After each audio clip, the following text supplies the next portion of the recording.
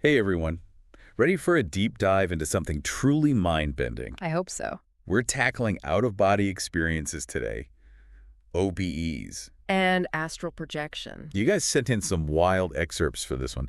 I'm already feeling a little out there just thinking about it. Like, how is it even possible? Right. It really makes you question everything you think you know about consciousness and reality. Okay, so first things first. For anyone who's totally new to this, what are we even talking about here? What exactly is an OBE? Well, think of it this way. Okay. It's like your consciousness detaches from your physical body. You're suddenly aware of yourself as if you're outside of your body, looking in. Whoa, that's a powerful image. Seeing yourself from outside yourself? I can barely even imagine that. It is a pretty wild concept. So is this like a new age thing? Or has this idea been around for a while? Oh, it's definitely not new. This idea has been around for centuries. Really? Yeah. Like the ancient Egyptians had this concept of the Ka. The Ka. It was basically like a spiritual double that could travel outside the body. So basically like a soul. Kind of, yeah. And it's pretty similar to how we think about the soul today. Huh. So it's not just some fringe belief. This idea has some serious historical roots. It's like cultures all over the world throughout history have had these experiences or beliefs about consciousness separating from the body. Yeah, you find it everywhere. In Hinduism, it's astral travel. You have shamanic journeys in indigenous cultures. It's almost like it's a universal human experience. Yeah, maybe there's something more to it than we realize. Okay, so let's say someone is having an OBE. Okay.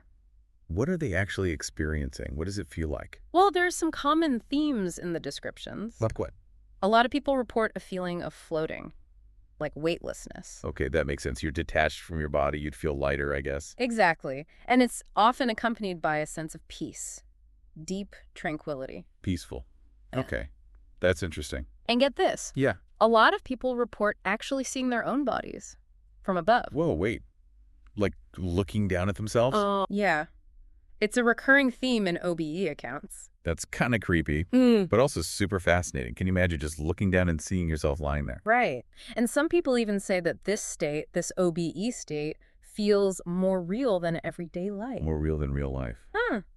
That's intriguing. Yeah, like everything is super vivid, heightened awareness. Does that tie into the whole astral plane thing? It does. That's often what people are talking about when they describe the astral plane, a realm beyond our physical world where everything is more intense. Okay, so there's accidental OBEs, Right. and then there's astral projection. Yeah. Like you're choosing to go there. Exactly. Purposeful projection of your consciousness to the astral plane. Okay, I'm following. So now I'm curious, how do people even end up having these OBEs? Is it something they can control, or does it just happen randomly?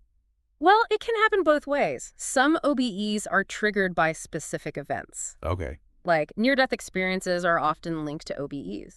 Oh, that's like classic, right? Yeah. You hear about people who almost died, and they had this out-of-body experience, saw light. Exactly. But it can also happen in less dramatic situations.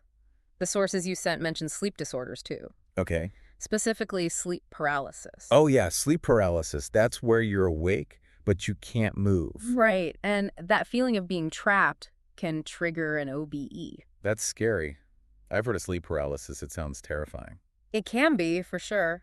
But it also tells us something about how the mind and body work together and how, when things get disrupted, these unusual experiences can happen. Interesting. What else? Sensory deprivation is another trigger. Like if you've ever heard of isolation tanks. Isolation Yeah. tanks, where you're floating in darkness. Yeah, cutting off all external stimuli. Wild. So basically, you're forcing your brain to turn inwards. Exactly.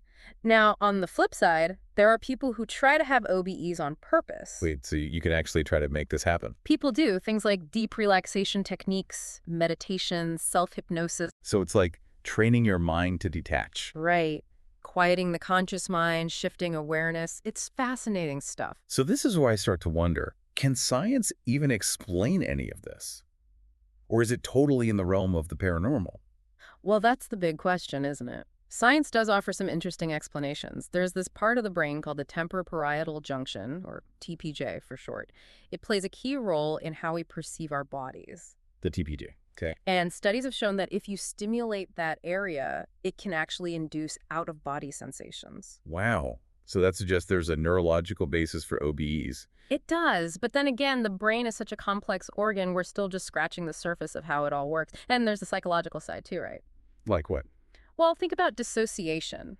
It's a mental process where we disconnect from our thoughts, feelings, even our bodies, sometimes as a coping mechanism for stress or trauma. So some OBEs could be a form of dissociation. It's possible. It probably varies from person to person, and the trigger for the experience. Yeah. Okay, so it might be neurological, psychological, maybe a bit of both. Right. It's probably a combination of factors, and we can't forget that OBEs are deeply personal experiences. You mean just because there might be a scientific explanation, it doesn't make the experience any less real for the person having it? Exactly. And there's still so much we don't know about consciousness itself. True. I mean, we can't even really define what consciousness is. Exactly. So OBEs and astral projection, they really challenge our understanding of what's possible. Okay, so let's get down to some real-life examples. All right. Are there any, documented cases of OBEs that really stand out? Oh, definitely. Have you ever heard of Pam Reynolds? Pam Reynolds.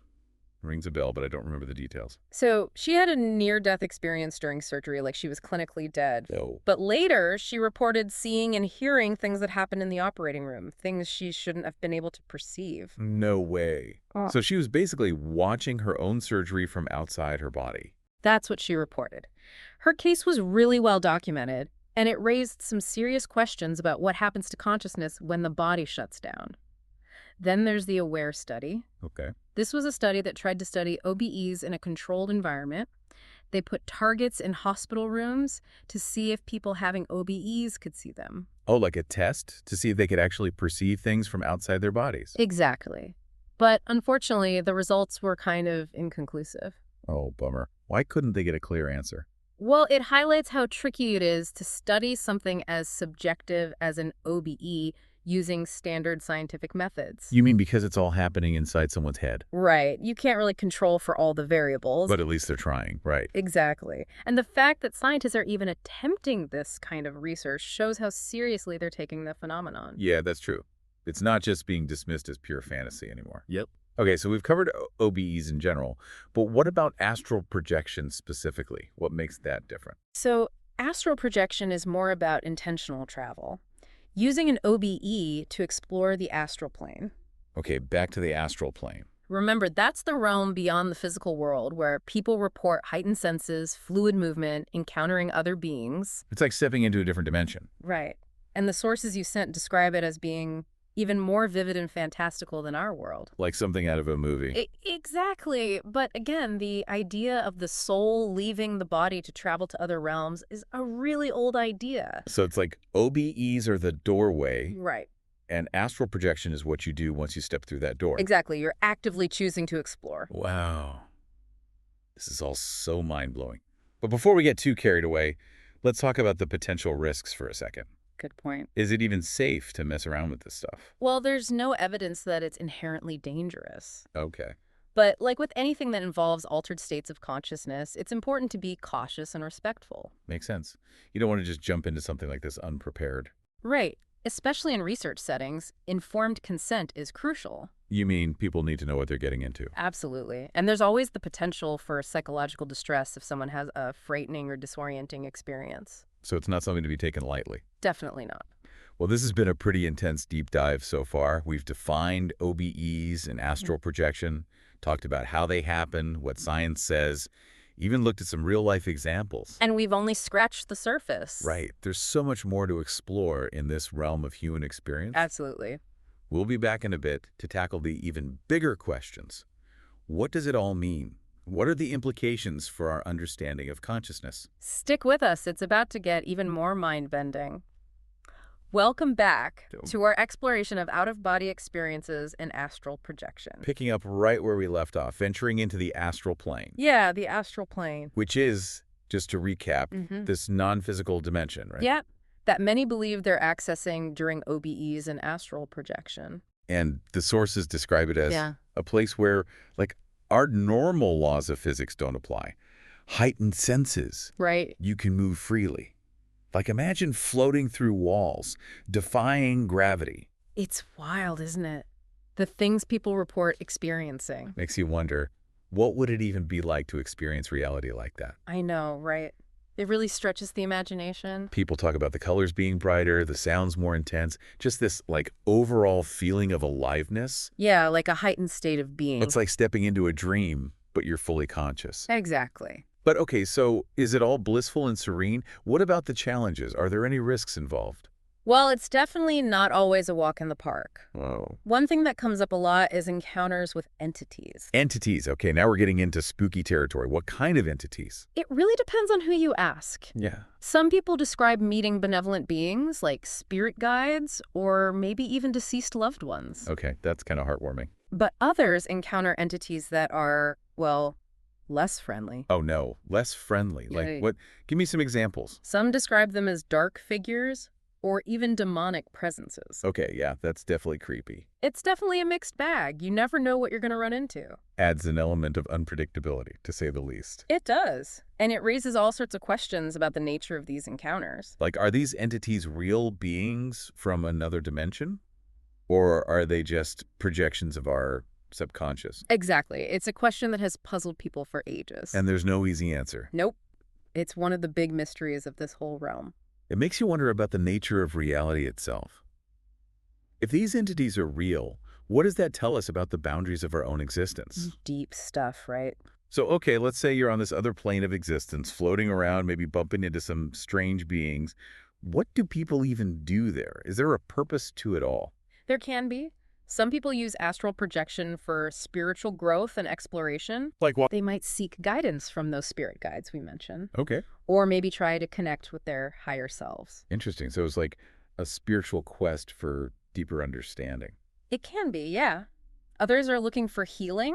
Healing. Yeah, they believe they can send healing energy to themselves or others while on the astral plane. Like remotely healing people. That's fascinating. And then there are those who use astral projection for creative inspiration. Oh, wow. They might explore astral libraries, art galleries, even concerts. Astral concerts. What would that even sound like? Who knows? But it's all about tapping into that limitless source of imagination. I can see how that would be appealing to artists, musicians, anyone in a creative field. Absolutely. Okay, so we've talked about the what, the how, but what about the why? Why do people even bother with all this? It's a great question, and I think the answer varies from person to person. Of course. For some, it's a way to connect with their spirituality, to explore their beliefs about life and death, the universe. Like seeking answers to those big existential questions. Exactly. For others, it's about personal growth, Mhm. overcoming fears, maybe healing from trauma, Okay. connecting with their inner wisdom. So it can be therapeutic as well. Definitely. And for some, it's simply about the adventure. The adventure. Yeah, the thrill of exploring the unknown, pushing the boundaries of what's possible. Like the ultimate frontier. In a way, yes. This has been quite a journey so far. We've delved into the astral plane, Mm-hmm. its characteristics, the beings you might encounter, Yeah. the risks and rewards, That's a lot to take in. and we're not done yet. There's still so much more to uncover. Right. In the final part of our deep dive, Yeah. we'll tackle the big questions. What does it all mean? Exactly. What are the implications of OBEs and astral projection for our understanding of consciousness? And the nature of reality itself. We'll examine the different perspectives, the skeptical arguments. It's going to get even more mind-bending. So buckle up and stick with us as we continue our exploration.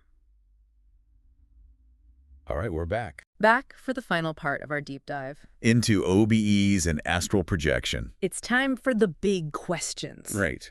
Like, what does it all mean? After all this talk about the astral plane, entities, seeing yourself from outside your body. Exactly. What are the implications of these experiences? How do they change our understanding of consciousness? Like, if people can actually perceive things from outside their bodies, does that mean consciousness isn't just limited to the brain? That's the big one, isn't it? Could consciousness exist independently? It's almost like it challenges the whole materialist view of the world. It does. It really makes you rethink things. Like, what happens to consciousness after death if it's not tied to the physical body? Right. OBEs and astral projection, they raise some profound questions. Okay, so where does science stand on all this? Is there any way to, like, definitively prove or disprove any of this? That's the tough part. OBEs and astral projection are so subjective, Right. and science is all about objective, measurable data. So how do you even study something like this? We talked about those studies with targets in hospital rooms.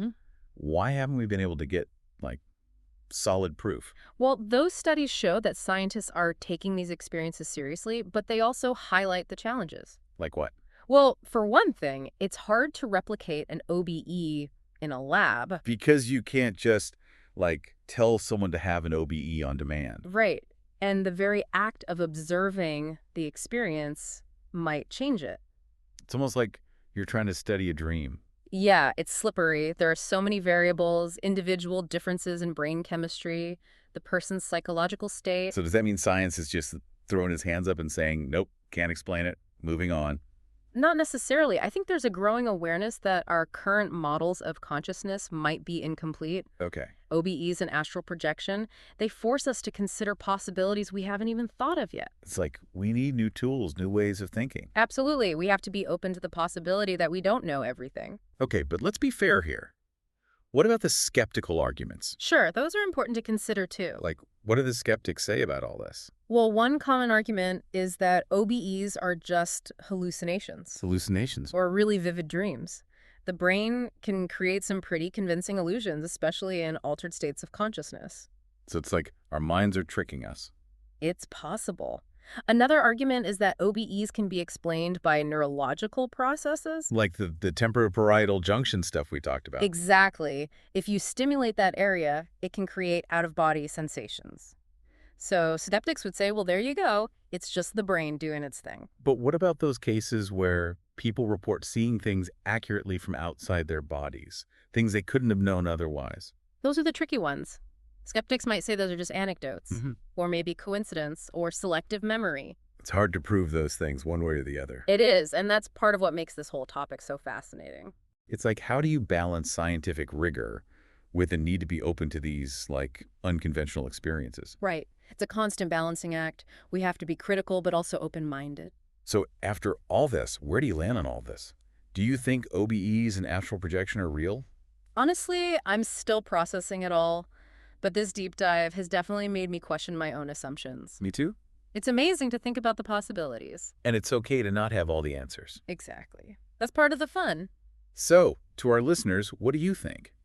Are OBEs and astral projection evidence of something beyond the physical body? Or are they all in our heads? We encourage you to keep exploring, keep questioning, and see where your own journey takes you. It's an incredible mystery, and it's up to each of us to decide what we believe. Thanks for joining us on this mind-bending adventure. Until next time, keep diving deep.